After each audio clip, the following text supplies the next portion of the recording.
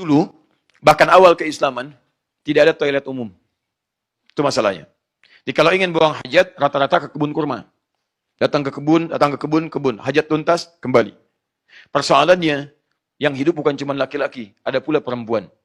Jadi begitu keluar, kadang-kadang seringkali mendapatkan pelecehan, walaupun sudah ada tandanya. Dari siapa pelecehan itu? Muncul dari kalangan orang-orang yang hidup pada masa itu, dari kalangan preman-preman Madinah. Umumnya orang-orang Yahudi pada masa itu. Di zaman Nabi awal-awal ada preman, Pak. Di bukan cuma sekarang saja. Di kalau sekarang ada preman lagi, dia ketinggalan, telat. Telat, luar biasa. Kuno berapa kuadrat? 16 kuadrat ya. Alhamdulillah. Bapak siapa? Preman. Bapak bukan. Siapa? Kuno 16 kuadrat.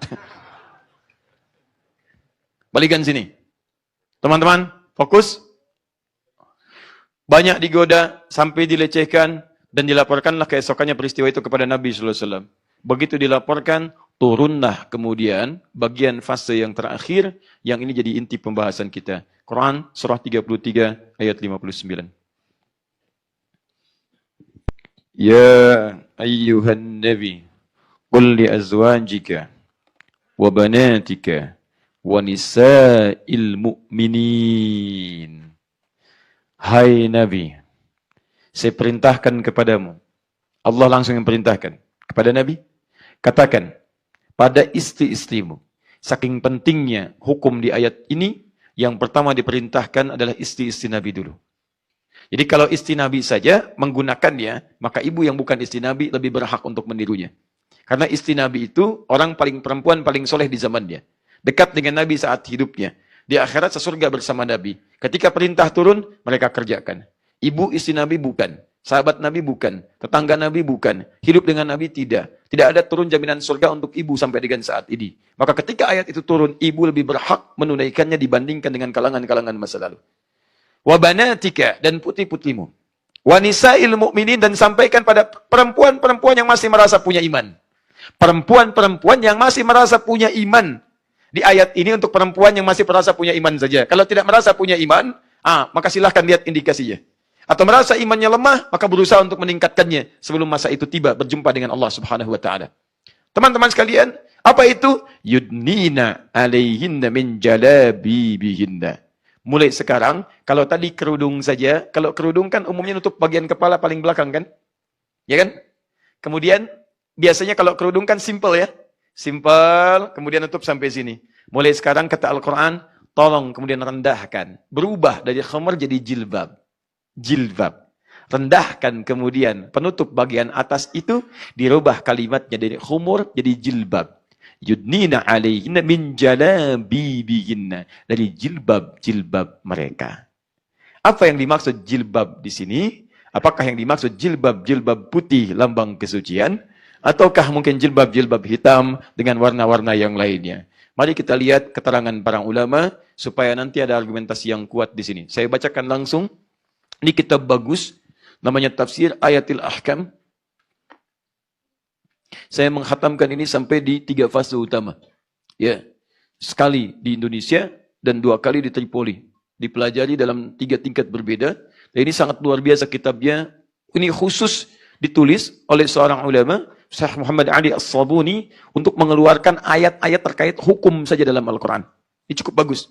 Metodenya sangat bagus. Ayatnya dituliskan, mufradatnya dijelaskan, makna bahasanya diuraikan, setelah itu diuraikan pendapat hukumnya, ini pendapat para ulamanya, perbandingannya, di akhir keterangan terkuatnya, setelah itu kesimpulannya.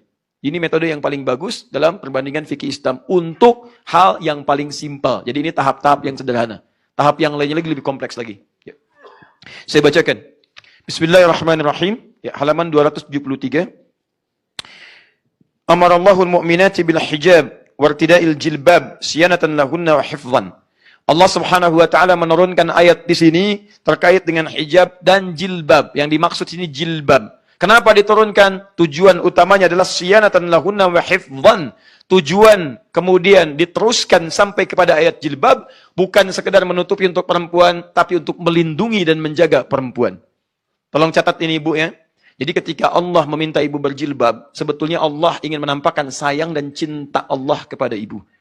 Jadi kalau akhwat muslimah dimanapun Anda ingin berada, jika Anda ingin dicintai oleh Allah, salah satu caranya adalah coba dekati cinta Allah dengan perintahnya. Nah, di sini ada ayat jelas. Anda bisa mendapatkan cinta Allah dan perlindungannya jika Anda mau berjilbab. Jika Anda mau berjilbab. Anda ingin dicintai pasangan saja, segala keinginan pasangan dipenuhi. Dan siapa yang tidak ingin dicintai oleh Allah? Kalau Anda ingin dicintai oleh Allah, maka penuhi keinginan Allah Subhanahu wa taala di atas yang lainnya. Paham sampai sini? Baik. Nah, apa bukti dari perlindungannya? Teruskan ayatnya. Asa ayyu'rafna fala yu'dzain. Jika perempuan itu telah berjilbab, maka itu tanda ketaatannya di hadapan Allah, dikenali dia sebagai tanda ketaatan. Kalau sudah dikenali, awas, khitabnya langsung ke kita, ke laki-laki beriman. Lihat sini, fala yu'dzain, maka pastikan, hei pria-pria beriman, lindungi mereka. Tak boleh ada tampak pelecehan kepada mereka, lindungi. Makanya ketika perempuan pada saat itu mulai mempraktekkan ayat ini, itu langsung berlaku perlindungan pada mereka dan menyebar kepada setiap pria beriman. Sejak saat itu, kalau ada yang melecehkan lagi, langsung orang beriman muncul laki-lakinya. Lindungi mereka. Sampai tiba kejadian, begitu ada ayat itu turun, dipraktekkan oleh perempuan beriman, ada yang melecehkan, dan tibalah kemudian peristiwa yang sangat dahsyat itu. Laki-laki beriman berlomba-lomba menolongnya, sampai terjadilah kemudian satu musibah, yang dengan itu nanti ada tanda orang Yahudi terusir kemudian dari Madinah dengan perilaku mereka yang melanggar kesepakatan pada saat itu.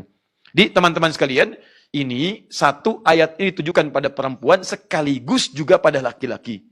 Kalau kita menemukan perempuan-perempuan seperti ini dan perilakunya sudah baik, maka kita punya kewajiban melindungi mereka dengan perintah Allah Subhanahu wa taala.